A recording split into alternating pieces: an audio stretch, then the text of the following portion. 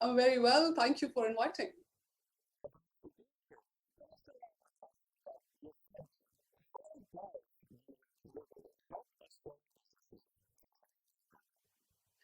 Thanks very much for that question, Salvatore. So, Newland Global Group, it's an advisory firm, and our focus is primarily on two things: simplifying and strengthening trade and investment ties between Australia and India.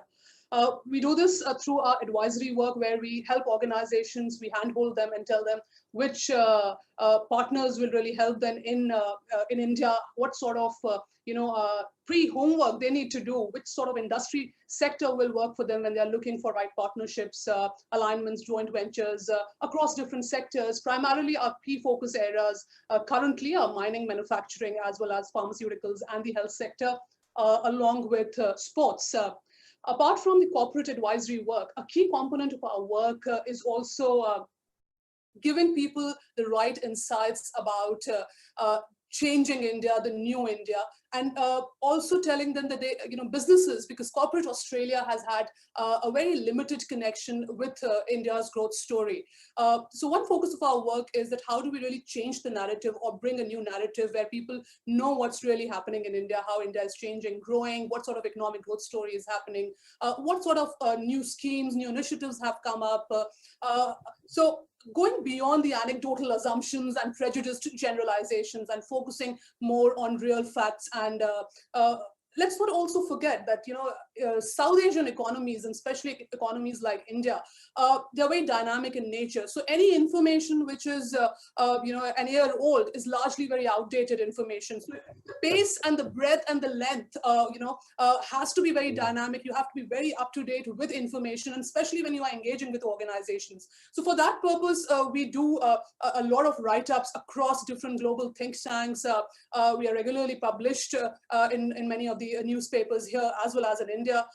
Also, we have Australia-India conversations where we aim towards engaging the key stakeholders across both geographies and bring them on the same platform and speak to them, their experiences, what has worked for them, what has not worked for them, what sort of challenges they have faced when they entered the Indian market, and what sort of messages they would like to give to their peer group. So that's the part of the Australia-India conversations, and especially after COVID, our focus now has taken to Australia-India webinars, and we have done some great webinars on supply chain initiatives, on pharmaceutical and biotechnology sector, on critical minerals, because that's one sector which is so important between Australia and India, especially at a time when both the economies are looking towards building their technology space, their advanced manufacturing, defense space. And now these are areas where you need critical minerals. Australia has in fact identified critical minerals. We'll come to that also. But going back to NGG's work, Newland Global Group's work, Australia-India conversations, consulting organizations, telling them what really would work for them. And it was only yesterday when we came out with the NGG marketplace. Now, this is one of its kind initiative in this space where we are featuring the top opportunities between Australia and India on this marketplace, and where investors and people who want to engage with this opportunity can come, sign up, and see for themselves that what India has to offer or what Australia has to offer, and how they can connect. So the whole idea is to be innovative, learn constantly, bring in information, let people engage, talk, communicate, collaborate, and be consistent, because that's something which I feel has to be a benchmark of Australia-India bilateral ties, Salvatore.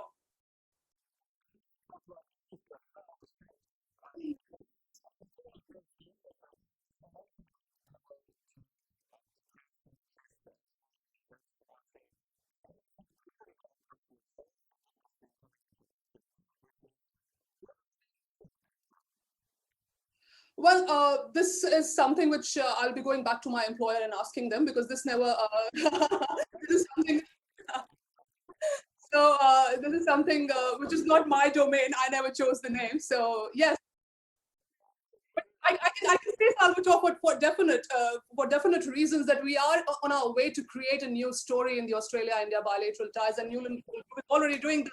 So if I can pick that word.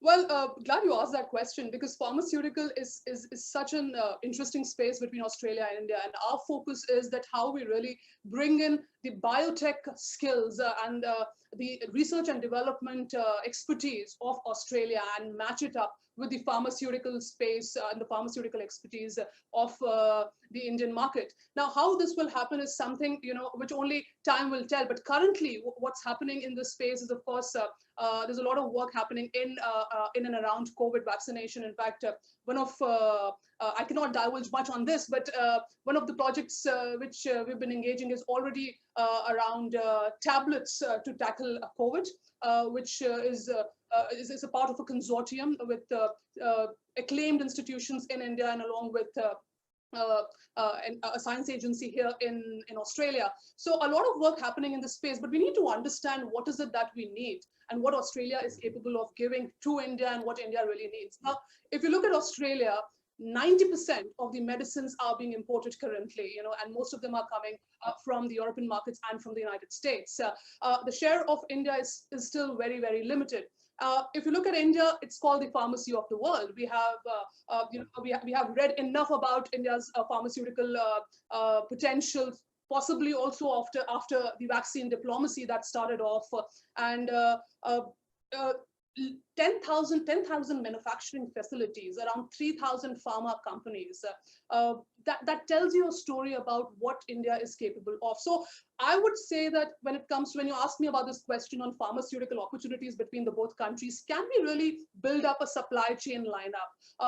Have a more supply chain approach rather than actually looking at it from a trade perspective, what I can give you a buyer-seller relationship, you buy and I sell, rather than joining in the two economies in crucial sectors where scenarios where you're afraid that if a crisis like COVID happens, what I'm going to do, where will I get medicines from, never comes back. So that's an advantage. And seeing the current state of Australia-India ties, it's at a different level altogether.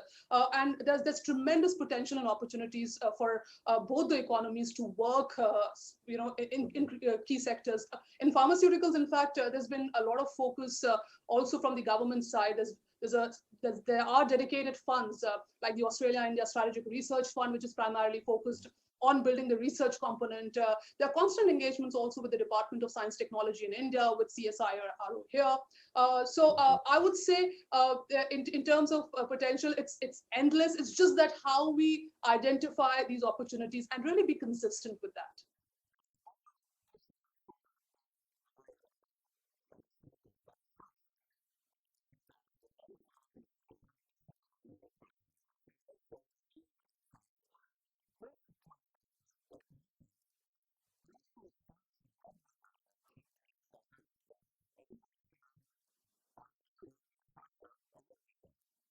No, I'm not.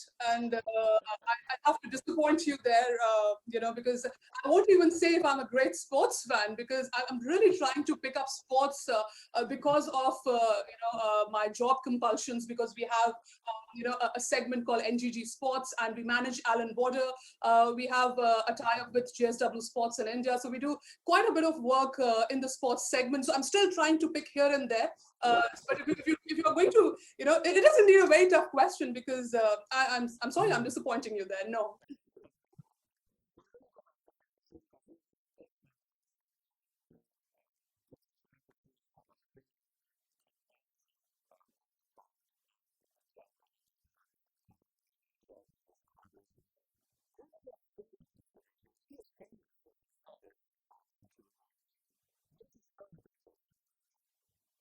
Right. So especially from the pharma sector, research and development is a struggling component for the Indian economy.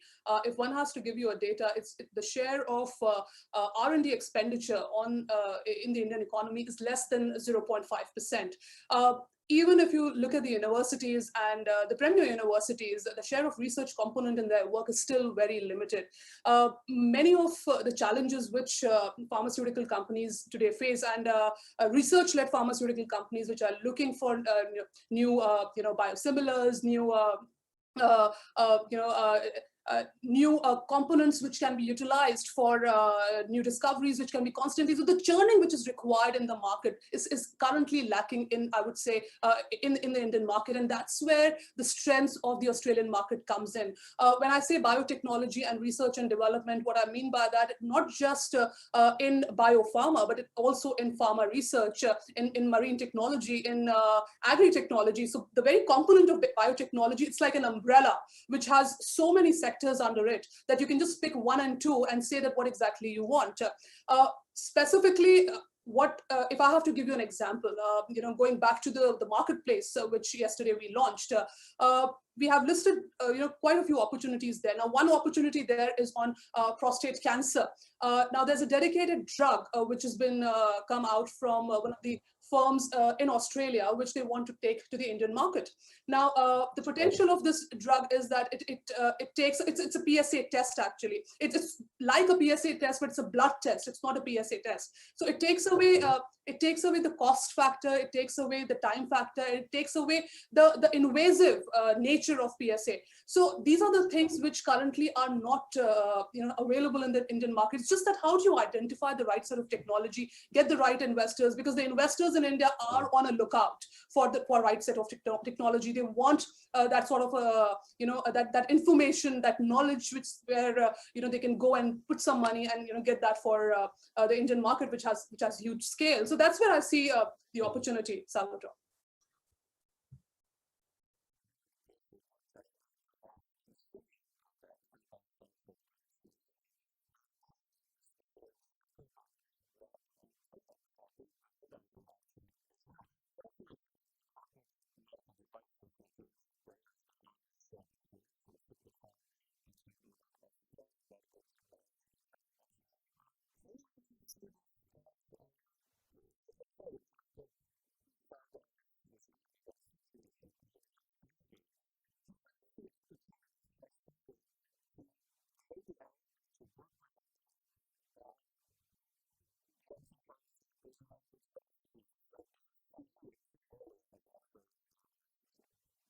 Well, the opportunity for co-collaboration and co-creation are tremendous.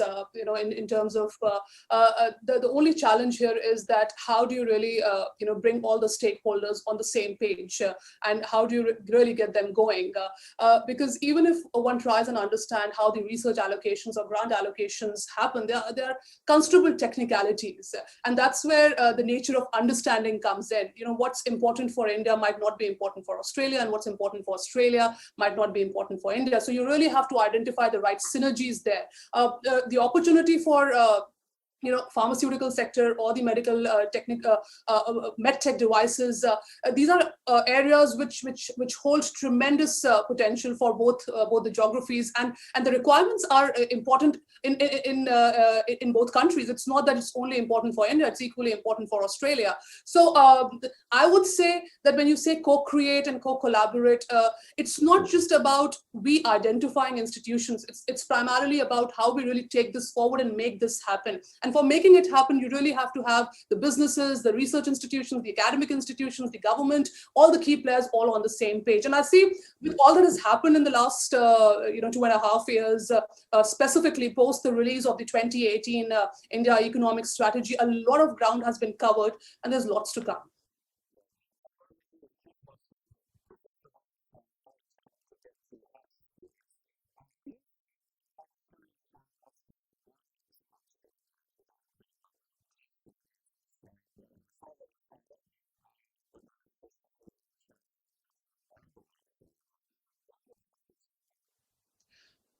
I would say that the wine market is primarily, limited to the affluent and the young office goers right now, and it's quite a drink for the young affluent females, especially in the metro cities. I wouldn't say it has really penetrated itself in tier 1, tier 2 cities.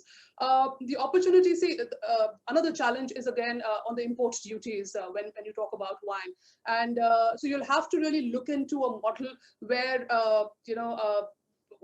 you'll have to come out with a new sort of agenda, that how do you really want to take yourself to the Indian market? What will people identify with? If it's just a proper export of a product to another country, or will it be where you're open to manufacturing in India? Because there are enough opportunities, enough incentives being given currently by the Indian government for in the manufacturing sector. They have set a target for themselves across different sectors, and specifically for their Make in India program, where they want to take this to 25% by 2023, from 17%, the share of manufacturing. So what I'm trying to come at is that, of course, you can find yourself, and wine is indeed, a strong, it has a strong market in India, but again, you'll be competing with other players. So how would you really do that is something about how innovative you can get into your strategy.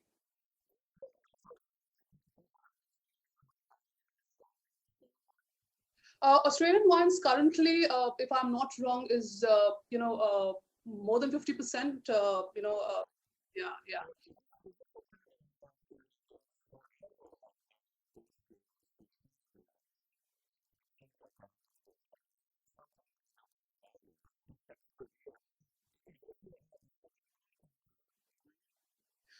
Uh, Not wine only. There are quite a few sticking factors between the Comprehensive Economic Cooperation Agreement between Australia and India. And we did, both the countries did a feasibility study, I think in 2008, and after which there were enough hopes that the FTA would happen. And somehow, because of change of political establishments in Australia, it could never really come up. And there are again talks that FTA might happen because India is now focusing on aligning itself with economies where there's this like-mindedness component.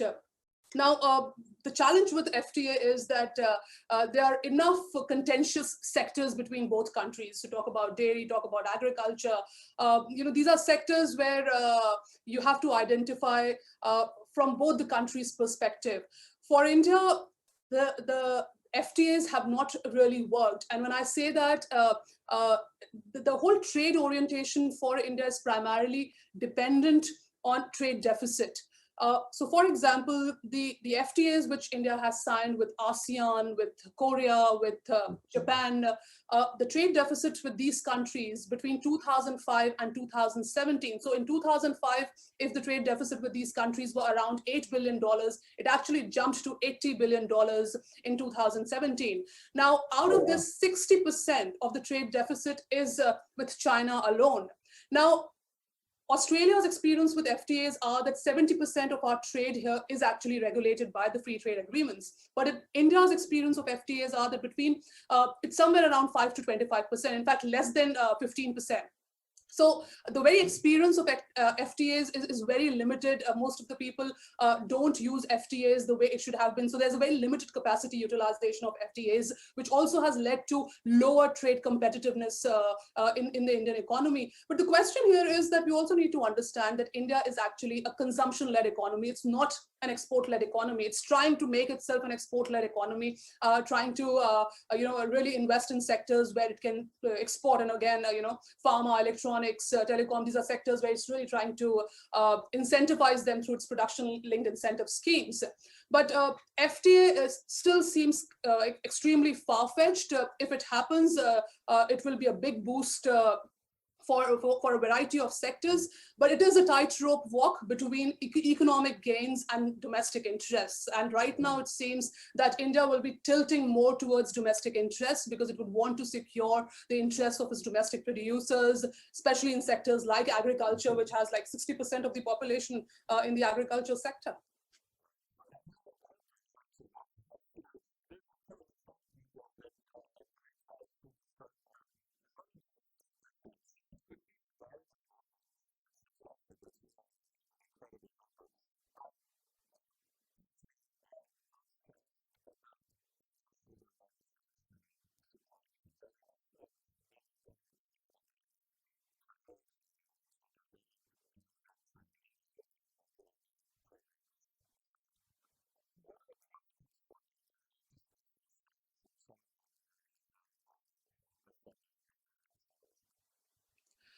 Well, this is a question that keeps coming back. If India is going to be the next China, and I'm not very sure if India is trying to be the next China. It's really trying to focus on key sectors where it's trying to identify its true potential, trying to see that where it has the capacity and the capability to really.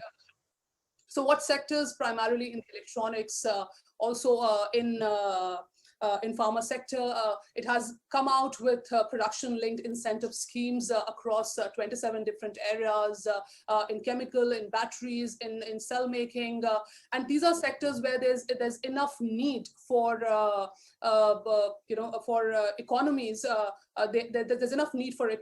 There's enough requirement that's being a big focus. Automotives, because that again is a big sector for India. So I would say that. The clear focus is that how do we identify sectors where we need to build our export-led potential, and out of which we try and incentivize these industries, even companies which are coming from outside. If they want to open a plant or a manufacturing facility, we are happy to help them. We are happy to give them concessions and then take it forward from there. Because there's a clear-cut strategy here that largely the focus of the government in these years has been that it's the services which has had a bigger share of our growth story than the manufacturing, and it really wants to build it up. So it's true also for Australia. We have seen this with the manufacturing initiative here in Australia as well. So governments on both sides are now trying to build that narrative around the manufacturing sector.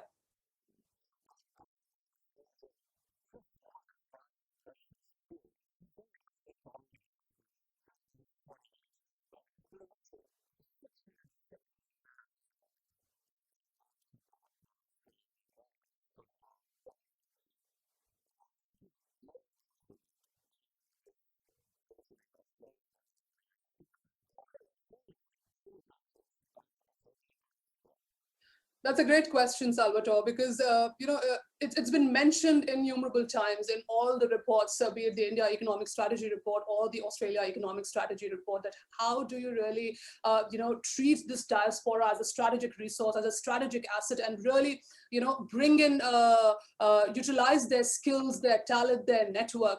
Now it's interesting because Indian diaspora in Australia hasn't really been a compelling change maker in the Australia-India bilateral growth story. If you compare this with US, UK, Canada, it's very different because they have all played a very strong role. Why this has happened primarily, I would say that there's not been much attention paid to what the Indian diaspora is capable of, apart from the fact that they have made huge contributions to the Australian economy in technology, in different spaces, across different sectors, in investments, also in financial services. So you name it, and we have seen Indian diaspora really contributing a lot. But how this can be achieved is, I would say that you really need to enable, engage, and empower them. These are the three keywords which I would say that you need to understand that how this diaspora potential can be utilized to globalize your agendas in India, because they enjoy the cultural understanding, they enjoy the transnational networks, they understand each and every state. Indian diaspora to me is actually a microcosm of India itself. It's so diverse, it's so complex and many a times, because I keep getting these queries that it's India is a very difficult market, and I tend to correct people all the time. It's not a difficult market, it's a diverse market, and don't treat the diversity as vulnerability. It's the virtue of Indian market. And if I have to quote, Rama Bijapurkar, she's one of the leading, strategist who has written quite a few books on cultural strategy and why businesses should go beyond market and consumer focus and also focus on also give much attention to culture. She writes that India is like a kaleidoscope. Every time you turn it, you get a new perspective, which is real, which is enticing. And the growth of India is more like, is morphing kinds. It's more like amoeba kinds. It's not like molting. It's not like butterfly-like. people in other countries will are separated, but here in India, they are actually joined because of their connections, their aspirations, and everything. So it's very interesting that how we really understand the Indian market rather than getting intimidated by incredible India. It's better if we accept this diversity, go on with it, persevere, and really identify the right key components which are going to work for you and for your business, or for anybody who wants to enter, explore, and expand in the Indian market.